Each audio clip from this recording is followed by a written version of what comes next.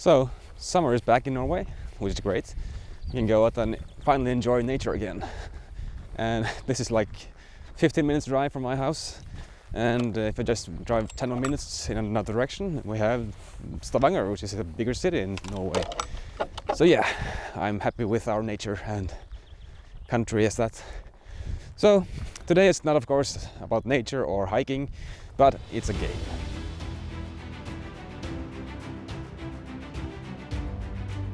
Czech Games Edition just announced that they were going to make a release of an earlier print and play edition of a game. The game is called Under Falling Skies. So when you look at the game, you would think, hey, this is an arcade game. And yeah, you'd be right. It's Space Invaders. It's definitely inspired by it. So the game is about defeating aliens coming from the top of the board, slowly progressing downwards to your base. And if they come too far down, they're going to damage your base. And if that happens too much, your base is destroyed and it's game over. In Norway, we have an organization called Turistforeningen. They are mostly backed by volunteers, but they have... So yeah, I forgot to check the battery on the microphone receiver, so now you get the camera microphone. So my apologies for that. I hope the wind is better on top, or it's no wind at all. But what I want to say is, in Norway, we have an organization called Turistforeningen, and they are promoting the nature of Norway and hiking, especially for tourists or anyone local here, like myself. So for many of these trips, the most popular trips, they have gone up to the top, make sure that a nice and clear path, and whenever they will put these red dots and trees and rocks and everything, just to make sure that yeah, I'm on the correct path, I'm heading the right way to whatever my destination is. And to top it all off, it's free.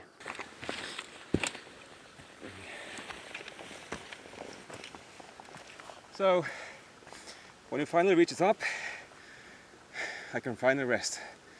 And man, the sun came up. I'm so warm. Whew. But okay, I'm not here to talk about trips, a bit about the game.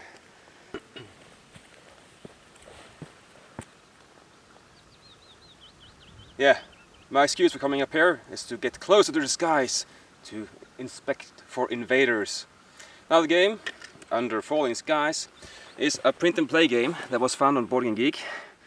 And now Czech Games Edition is picking it up. Let's see. Here we go. So this is a 3D printed box and with some contents in it, which is just paper basically, and dice. So as you see, the game comes with 9 cards. So this last card is... Hey! Game's down here, man. There we go. This game is called Under Falling Skies, a 9-card print and play solo game. Now, it's actually just 8 cards. 1, 2, 3, 4, 5, 6, 7, 8. The 9th is the cover and some commercial for Czech Games Edition, which is fine.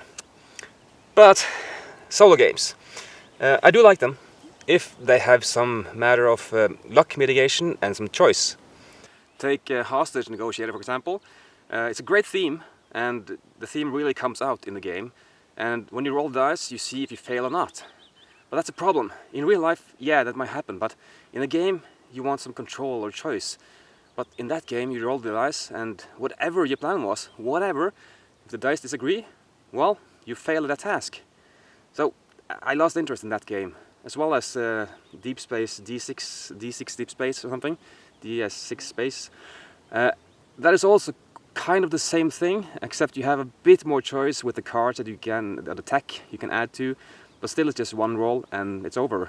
And also with Star Trek print and play, the dice game, kind of the same thing, but there you have a bit more dice to delegate, so I feel a bit more in control there.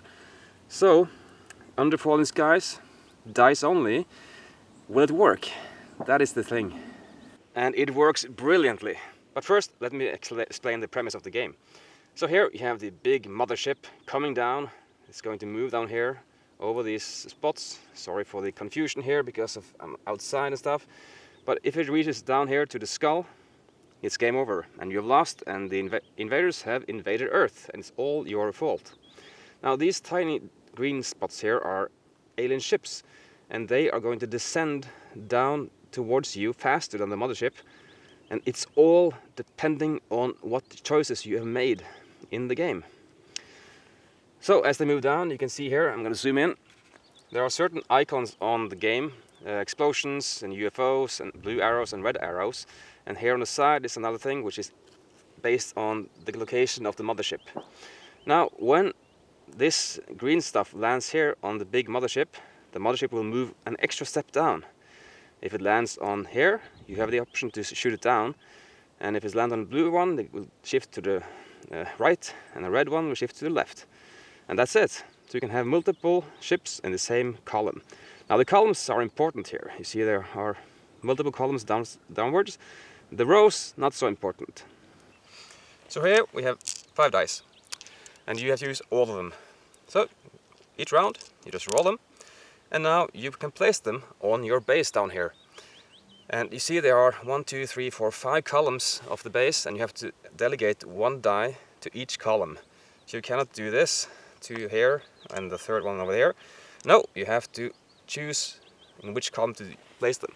And when you do so, let's say I put the 4 here, that all those alien ships in that column are going to go down 4 steps. Wow. So the higher the number, the further down they will go. But also, the higher the number, the more stuff you get to do down there. Now that is one choice, which I like. The second choice is, you see here, there are 3 dice of the same color, well, more or less, and 2 of the same color. Whenever I place one of the 2, the white ones, I have to reroll all the rest. Now that is a good thing, because my choice and timing depends on these 2. And of course it can also be a bad thing, because oh wow, I have the perfect combination, but I need to do this first. Oh, I can go with this 4. Go here, move these 1, 2, 3, 4, and 1, 2, 3, 4. It's going to shift there. It's going to move the mothership. I'm going to use this 6 here to place. I'm going to get some energy here. So now 1, 2, 3, 4, 5. Oh no, it's gone down here. It's going to destroy the base and go back to the top. But now I have to reroll the rest. Whoop. Like so. Ow, this is worse. Come on. Well, I could place this here. It's a -1 on the descending. This one won't move at all. Now, I made some mistakes now because I'm focusing on the video and trying not to lose balance and having everything mess up here. But this choice here of placing the white dice and when to place them it makes the game so great. And I want to try this mechanism in other games, which uses only dice and 1 roll of the dice to determine how the game is going to go.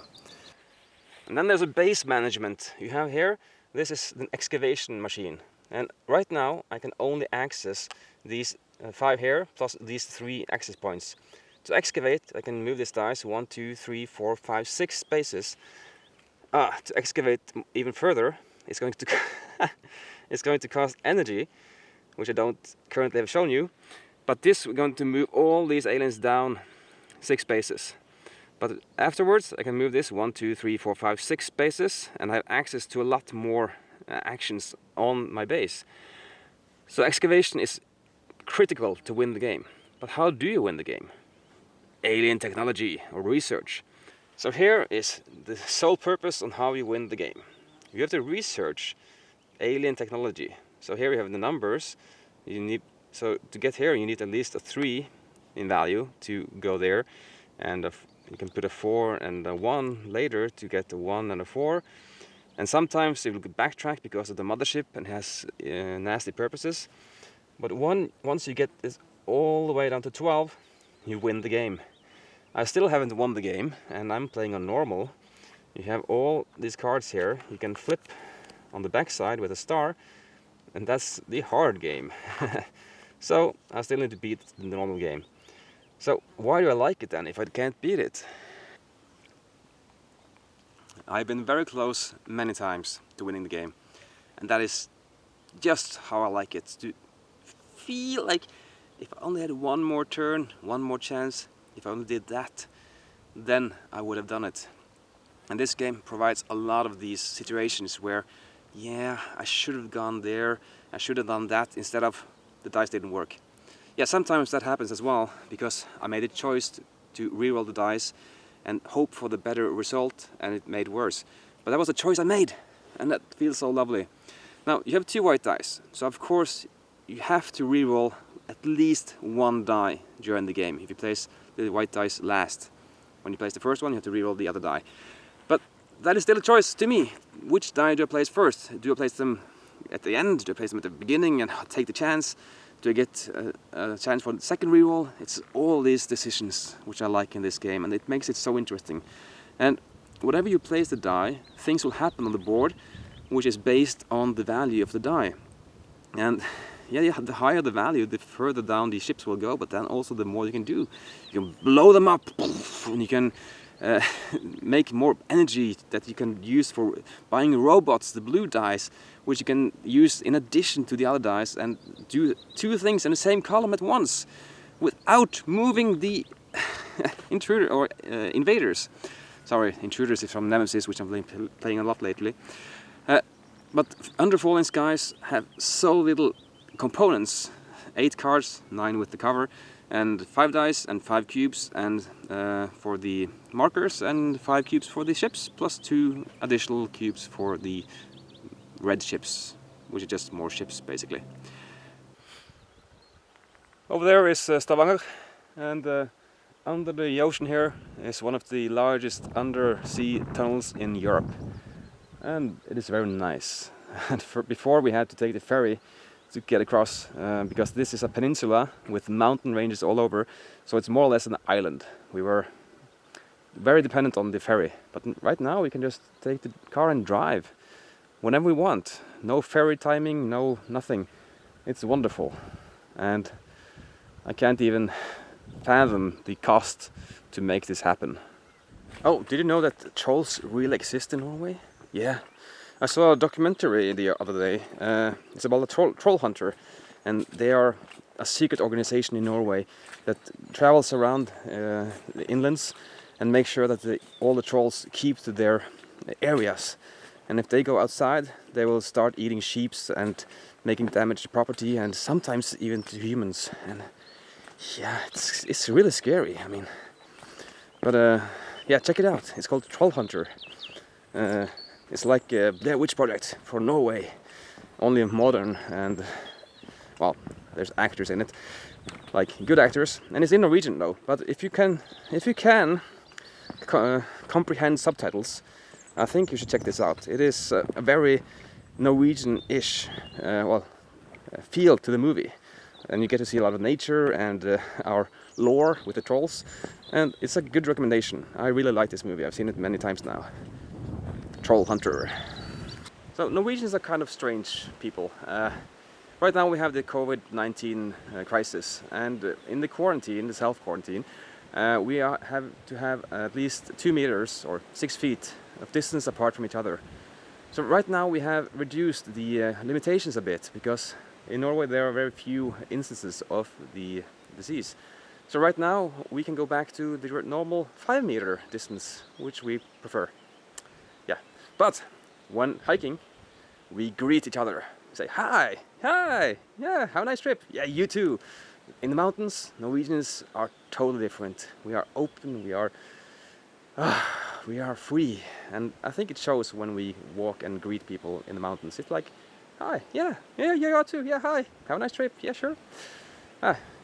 We're strange. So in contrast then, let's say you meet an old acquaintance at the store. It's like, oh, you get eye contact and, oh, hi, yeah, nice to see you, yeah. Out shopping?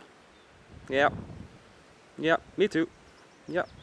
You know, bread, paper, food, yeah, yep, yeah, so, yeah, cool, yeah.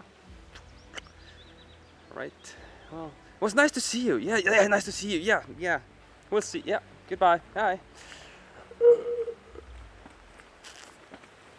Wow, that happens sometimes, I've seen it. Maybe I've been there too as well. Ugh. Am I that awkward? probably. So Under Falling Skies gets a thumbs up from me, without a doubt. And I like that it has such a small footprint and very few components, so it's easily made available for you for print and play.